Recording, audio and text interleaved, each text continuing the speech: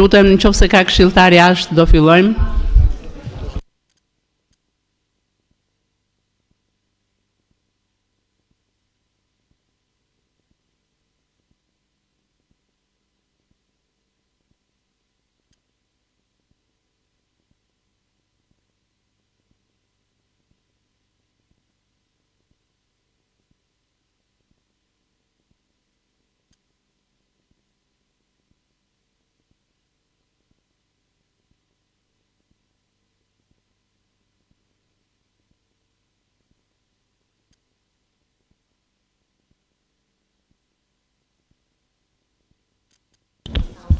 Atëherë mendoj që mbase ndonjë tjetër na bashkangjitet të fillojmë mbledhjen. Përpara se sa të fillojmë mbledhjen e këshillit, ju bëjmë dije që ka një problem teknik në lidhje me votimin elektronik. Mua më shfaqet, por nuk shfaqet në ekran. Kështu që sekretariati jetë e kujdesshme, kësaj here ta bëjmë manualisht numërimin e votave dhe pastaj të pasqyrojmë proces verbal. Atëherë fillojmë mbledhjen e radhës të Këshillit Bashkiak. Rendi ditës është shpërndarë së bashku me materialet. Ka diçka në lidhje me rendin e ditës nga këshilltarët? Nëse jo, kush është dakord me rendin e ditës? Ju lutem këshilltarëve të votojnë me dorë, manualisht.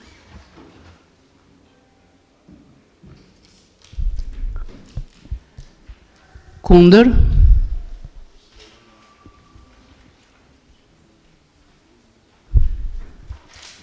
Abstenim? 23 vota pro, 0 kundër, 0 abstenim, miratohet. Kalojmë në pikën e 2 të rendit ditës, miratimin e proces verbalit të mbledhjes së datës 30 prill 2026. Ka diçka nga këshilltarët? Nëse jo, e hedhim edhe këtë material në votim. Kush është dakord, ju lutem këshilltarëve të votojnë.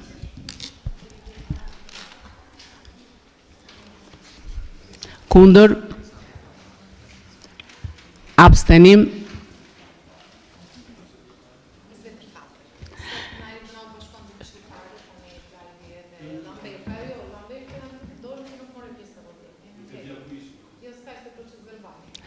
Atëherë 24 vota pro, 0 kundër, 0 abstenim, miratohet. Pika e 3, mbi dhënien e ndihmës ekonomike nga 6% e fondit kushtëzuar për bllëndimën ekonomike dhe nga fondi i buxhetit vendor për periudhën 1 deri në 30 prill 2026, në emër të komisionit, ju lutem. Faleminderit zonja kryetare, përshëndetje të nderuar këshilltar. Atëherë për muajin prill janë 52 familje përfituese nga programi Blok Ndihmës Ekonomike deri në 6% të fondit të kushtëzuar. 52 familje nga ky fond që përfitojnë shumën 183.825 lekë sipas sistemit të pikëzimit. Gjithashtu 7 familje që përfitojnë shumën 5.792 lekë dhe 12 familje të cilat përfitojnë ndihmë ekonomike nga fondi i buxhetit vendor në shumën 53.824 lekë. Ju ftoj ta miratojmë këtë material. Faleminderit. Faleminderit. Ka pyetje nga këshilltarët? Diskutime? Nëse jo, e hedhim votim. Kush është dakord me këtë pikë të rendit ditës?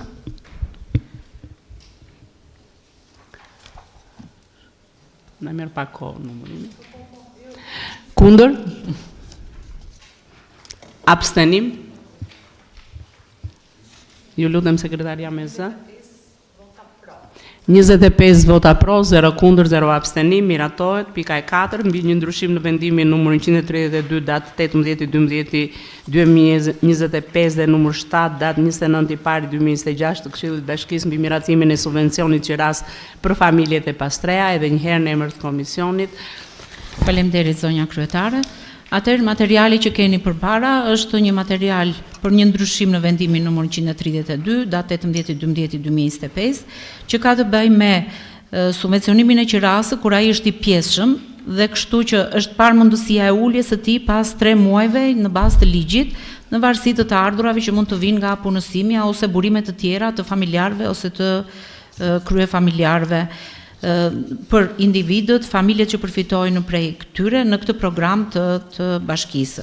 Kështu në tabelën e parë në shumë vjetore të subvencionimit ndryshon me kursim në vlerën 31.447 lek, sepse vlera ishte 2.610.215 lek dhe bëhet 2.578.760 lek. Ndërsa në tabelën e dytë kemi ndryshimin me kursim të vlerës në 9.372 lek, vlera ishte 532.532 lek dhe bëhet 523.160 lek, me diferencë për 9.372 lekësh.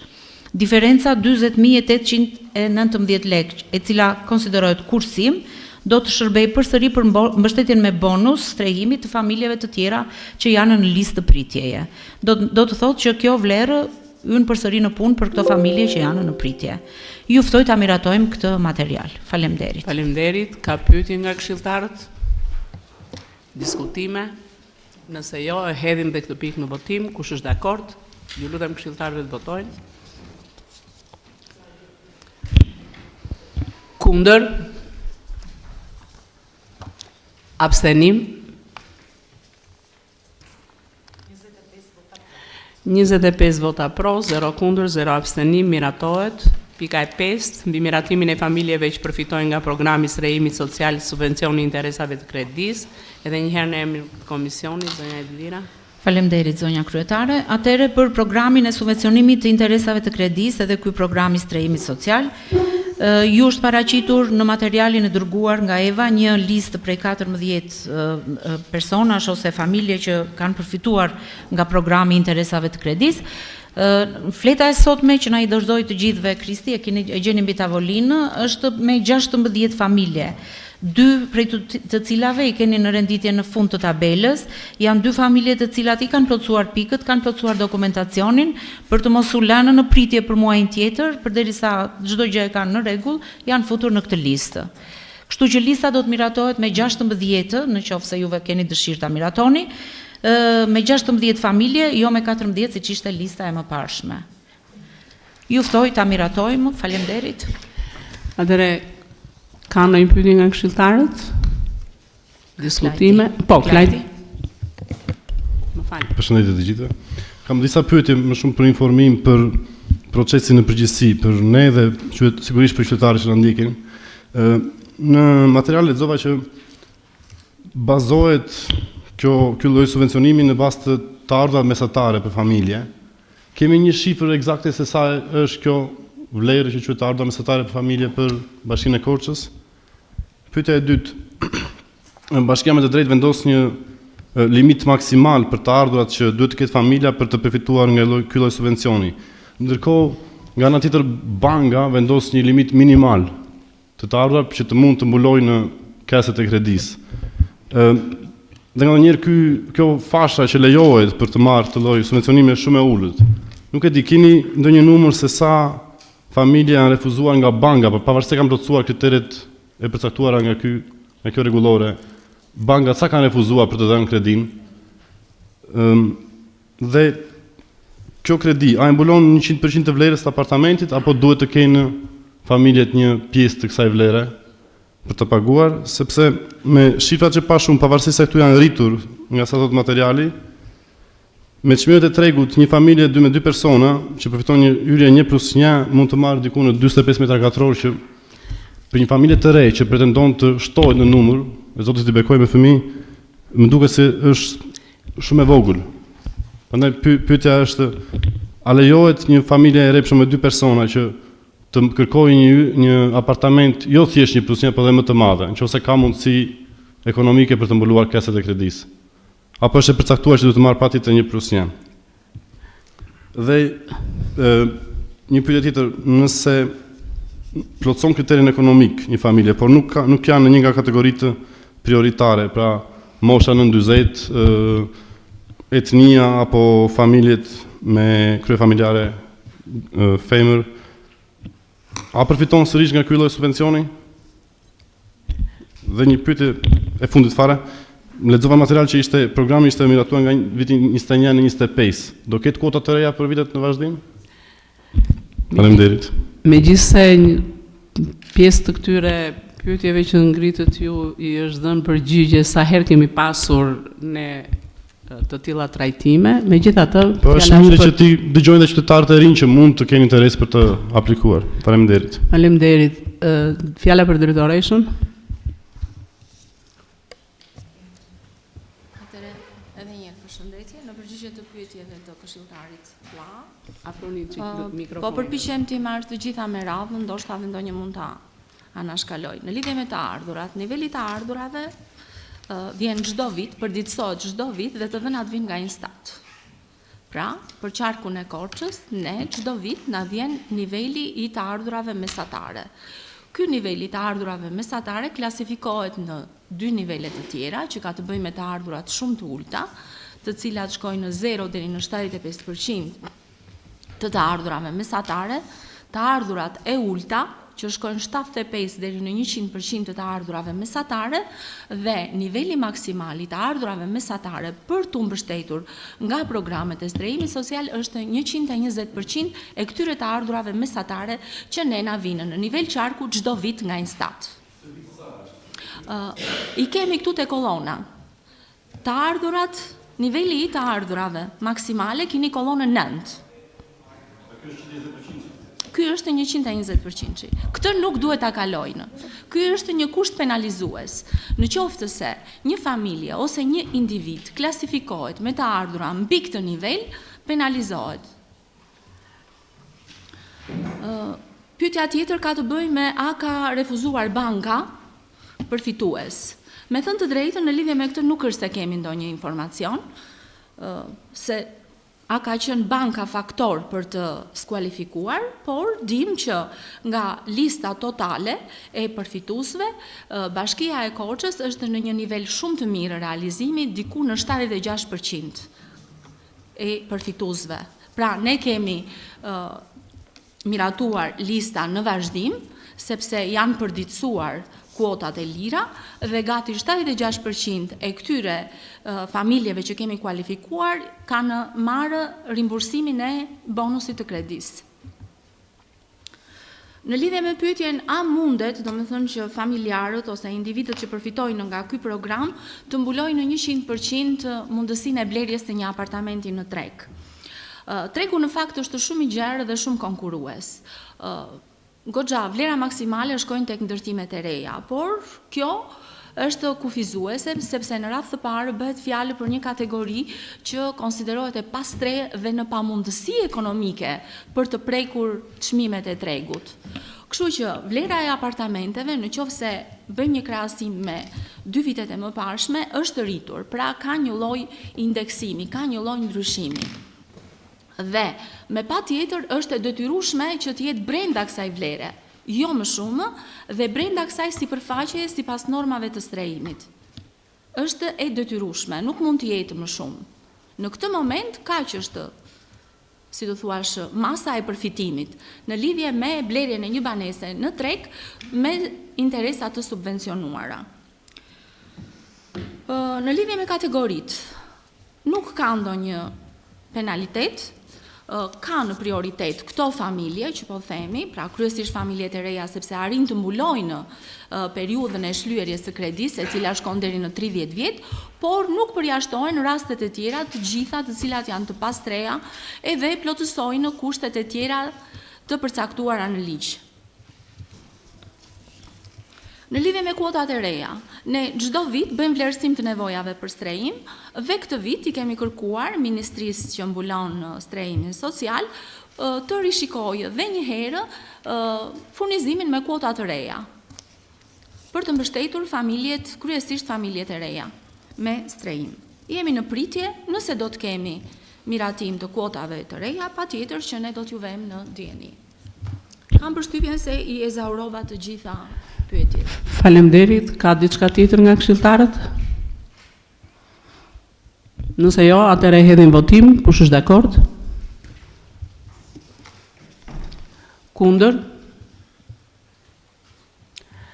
Abstenim?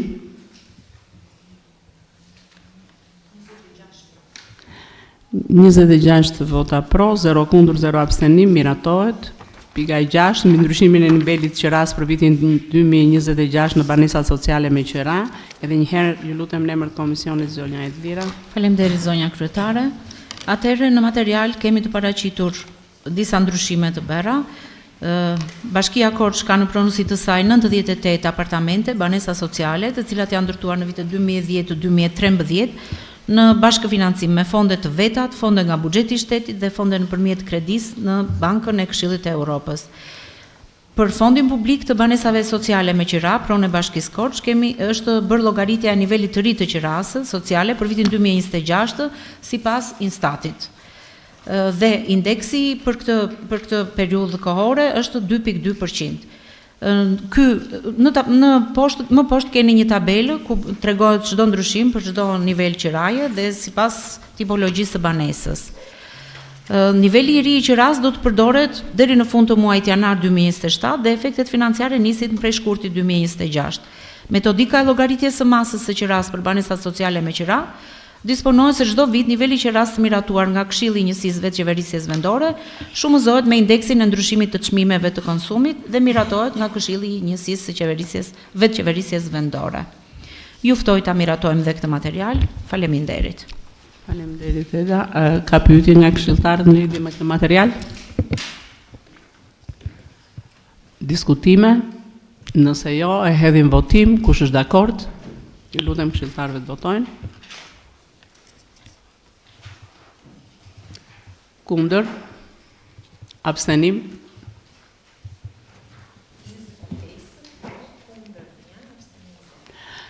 Atëherë me 25 vota pro, 1 kundër, 0 abstenim, miratohet. Kalojmë në pikën e 7 të rendit ditës, mbi miratimin e programit të ri të transparencës, në emër të Komisionit të Rregullore Çështjeve Ligjore dhe Administrimit të Pasurive të Bashkisë. Kush e do fjalën? Kristi, lutem. Përshëndetje. Komisioni i Ligjeve është mbledhur në ditën e caktuar dhe ja ka kaluar Këshilli Bashkiak për miratim këtë pikë të rendit ditës.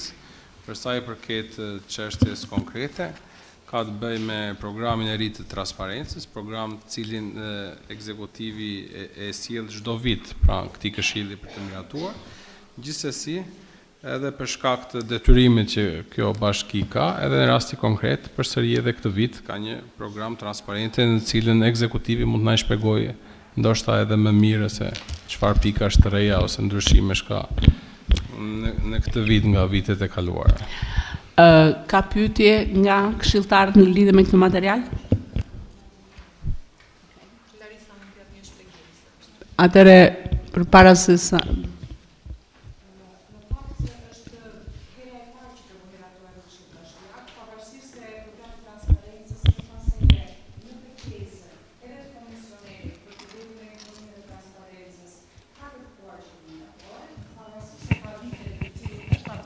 sikurse edhe këtë vit në janar është bërë modeli i ri i transparencës.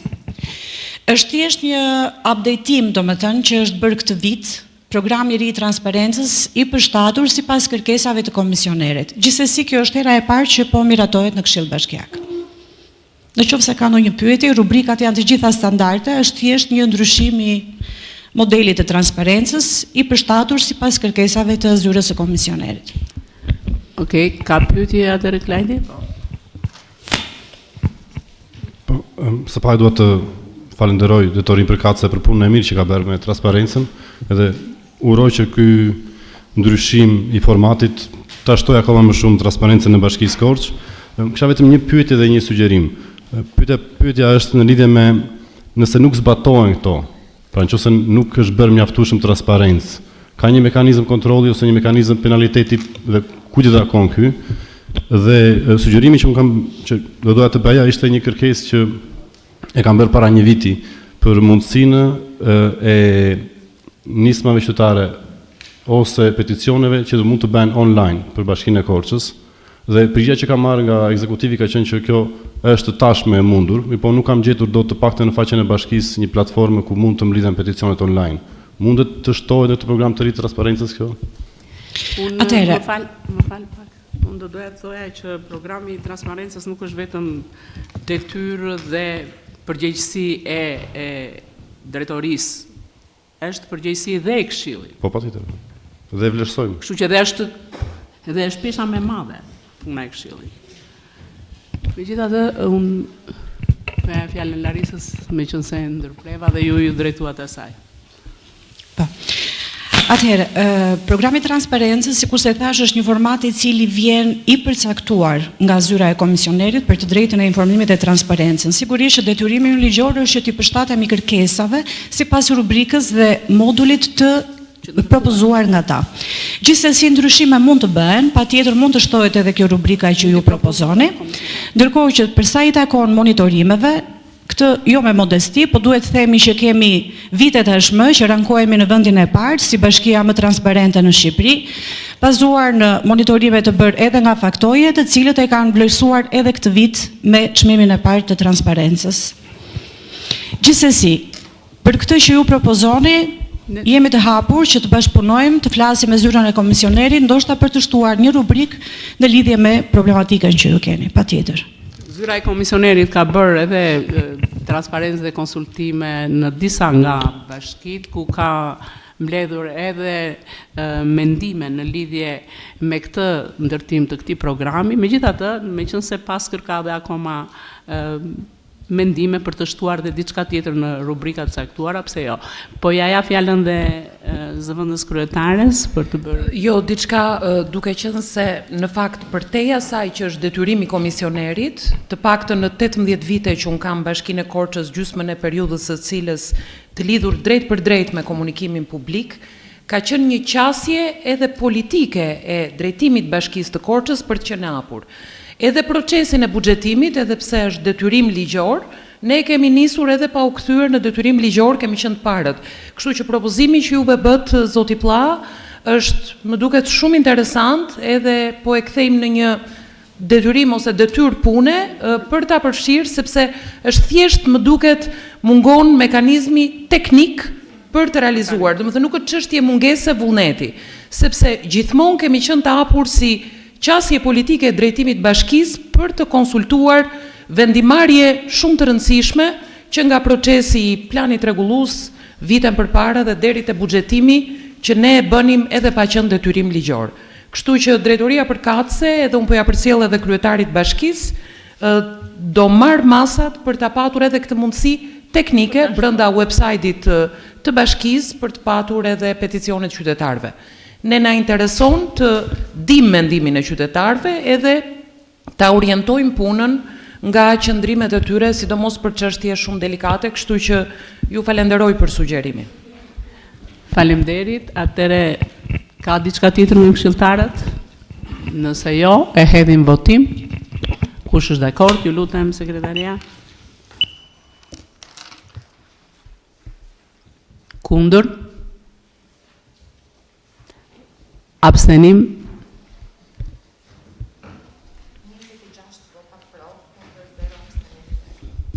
26 vota pro, 0 kundër, 0 abstenim, miratohet. Pika e 8 për përdorimin e pjesëshëm të listës inventarit të pronave që përdoren për ushtrimin e funksioneve në fushën e bujqësisë dhe ushqimit, kanalet e treta, tokë improduktive dhe objekte të ish në bës, të transferuara në pronësit Bashkisë Korçë, si dhe transferimin në pronësit e pronave që përdoren për ushtrimin e funksioneve në fushën e bujqësisë dhe të ushqimit, kanalet e treta dhe tokat jo produktive. Në emër të komisionit, edhe njëherë Kristi. Po, atëherë kjo pikë e renditëditës ka të bëjë në lidhje me pasuritë të cilët janë në pronësitë të Bashkisë të Korçës dhe ajo kërkon që të përditësoj disa prej pasurive në funksion të shfrytëzimit që kërkon të i vendosë. Dhe në rastin konkret janë disa prej pasurive të specifikuara me numrin konkret të tyre. Dhe përfundimisht kërkon që të miratoj fillimin e procedurave për përditësimin e pjesëshëm të inventarit të pronave që përdoren për ushtrimin në funksione në fushën e bujqësisë dhe ushqimit. Disa prej tyre janë vendodhen në qytetin e Korçës, disa prej tyre në Drenove dhe një prej pasurive që është konkretisht numri 305, bashkia kërkon kalimin në pronësi të pasurisë si në rastin më poshtë të specifikuar konkret. Edhe këtë pikë të renditëditës, Komisioni i Ligjeve ka kaluar për miratim Këshillit Bashkiak. Faleminderit, ka pyetje nga këshilltarët? Diskutime? Nëse jo, e hedhim votim, kush është dakord? Ju lutem këshilltarëve të votojnë. Kundër? Abstenim? 26 vota pro, 0 kundër, 0 abstenim, miratohet. Pika 9, për miratim hapje dritën pronë shtet dhe akses në rrugë. Ju lutem Komisioni i Zhvillimit Hapësinor dhe Infrastrukturës është mbledhur. Altin? Ja. Atëre një mendim nga ekzekutivi, ju lutem. Atëre në vijim të kërkesës të paraqitur nga shteta si Gerd Bode, në cilësinë e pronarit të pasurisë me numër 1275, në zonën kadastrale 8561, rruga Teli Samsuri. Kërkoj tapje e drite në drejtim të pasurisë shtet me numër 1 fraksion 203, e ndodhur në zonën kadastrale 8561, si dhe krijimi i aksesit të rrugës në funksion të hyrje daljes në pronë. Nga verifikimi i dokumentacionit dhe planimetrisë rezulton se pasuria numër 1275 kufizohet në pjesën uglindore me pasurinë shtet, 1 fraksion 203. Shtetari ka një objekt ekzistues për të cilin kërkon ta zhvillojë, ndajapja e kërkuar e dritës synon përmirësimin e kushteve të ndriçimit dhe ajrosjes së ambienteve ekzistuese, pa ndryshuar funksionin e objektit dhe pa sënuar destinacionin e pronës shtet. Nuk rezulton të sënohet interesi publik apo të dëmtohet prona shtet, nuk preket interesi publik dhe nuk krijon pengesa në përdorimin e pronës shtet. Aksesi kërkuar shërben për funksionalitetin më të mirë të pasurisë dhe përmirësimin e kushteve të përdorimit. Për sa më sipër ftoj Këshillin për ta miratuar. Faleminderit, ka pyetje nga këshilltarët? Zonjë kryetare. Po. Një pyetje teknike të lutem. Nëse unë si pronar privat, japet akortësinë komshiut tim për të hapur dritare në kufi të pronës time, ju si bashki e miratoni automatikisht apo si funksionon? Nëse do bëni një deklaratë notariale që jo që t'ja japësh miratimin, po të mbyllësh dritare dhe ta lejoni të ndërtojë. Jo, e kam fjalën, ai kërkon të hap dritare. Po do ta mbyllësh dritare. Nëse nuk plotson distancat, jo. Jo. Po nëse është Nëse ka dakordësi, duhet të mbyllësh ti dritaren. Duhet të mbyllësh dritaren. Të lejohet. Nëse unë s'kam dritare, atëre e merr aprovimin. Nëse nuk ke dritare, patjetër lejohet. Duhet të ruaj vetëm me deklaratë notariale. Jo, sepse është njëjti situatë, po është shtet privat, thjesht. Pasuria shtet në këtë rast është sipërfaqe shumë e madhe, është 1500 metër katror. Ai ka një objekt ekzistues që e ka me certifikat pronësie dhe nuk ka fare akses dalje në rrugë. E kuptoj. Kështu që kemi dhënë akses në rrugë për të hyrë dhe për të dalë në pronën e tij. Te poshtë na kolaudime 7 metra. Okej, ka diçka tjetër? Nëse jo, atëre e hedhim votim, kush është dakord? Kundër? Abstenim? 25 vota pro, 0 kundër, 0 abstenim. Pika e 10, për miratimin e restaurimit të varit figurës së njohur Gaqo Mborja, në emër të komisionit, edhe njëherë komisioni është mbledhur, janë 2 komisione, në fakt. Komisioni i Kulturës, Trashëgimisë Kulturore dhe Komisioni i Infrastrukturës dhe Zhvillimit Hapësinor. Nga komisionet është mbledhur në njëri, nëse jo, edhe njëherë ju lutem ekzekutivi në lidhje me këtë material të sjell. Okej, atëherë restaurimi i varit të figurës së njohur Gaqo Mborja. Gaqo Mborja është një figurë me rëndësi për historinë kulturore të qytetit, i cili ka dhuruar qytetit të Korçës një koleksion të vyer objektesh, arti dhe etnografie, që sot ruhen dhe ekspozohen në Muzeun e Artit Oriental Bratko. Restaurimi synon ruajtjen e kujtesës historike të Gaqo Mborjas, rikthtimin e dinjitetit të vendprerjes së tij, përmirësimin estetik dhe strukturor të varit, vendosjen e një elementi të ri përkujtimor. Vari paraqet dëmtime të shkaktuara nga koha dhe kushtet atmosferike. Guri gdhendur oriental, mbi varë është i dëmtuar pjesërisht, me humbje të lexueshmërisë së mbishkrimit dhe degradim të sipërfaqes. Gjendja aktuale kërkon ndërhyrje restauruese për të ruajtur vlerat historike dhe për të garantuar dinjitetin e figurës që ai përfaqëson. Ndërhyrja do të konsistojë konkretisht në pastrimin dhe konsolidimin e strukturës ekzistuese të varit, duke bërë restaurimin e pjesëve të dëmtuara të gurit të gdhendur dhe vendosjen e një pllake të re mermeri mbi sipërfaqen e varit, e cila do të përmbajë një tekst përkujtimor mbi kontributin e tij në durimin e koneksionit për qytetin e Korçës. Për sa më sipër, ftoj Këshillin për ta miratuar. Faleminderit. Ka pyetje nga këshilltarët? Diskutime? Nëse jo, kjo tregon pjesë dakordësie. Nëse jo, e hedhim votim. Kush është dakord?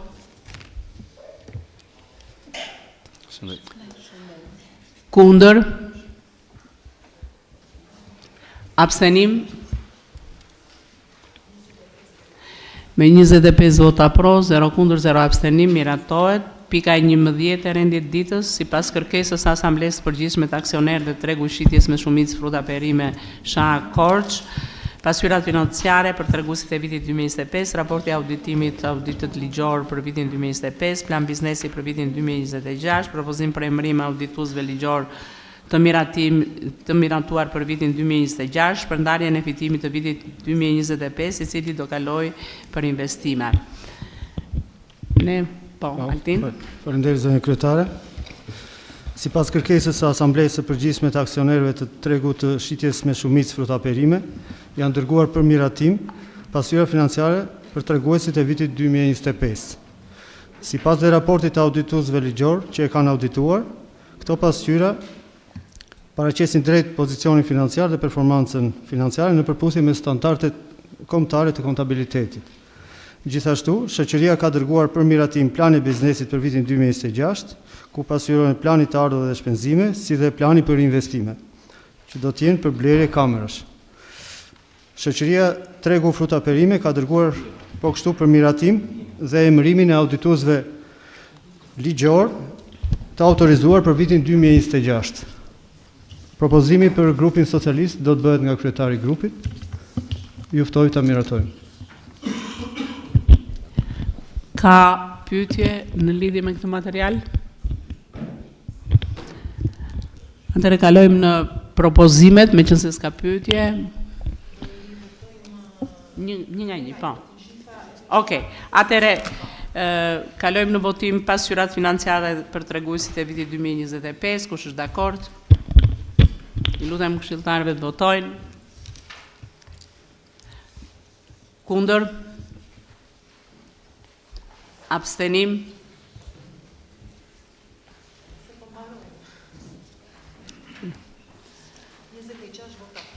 Njëzet vota pro, 0 kundër, 0 abstenim.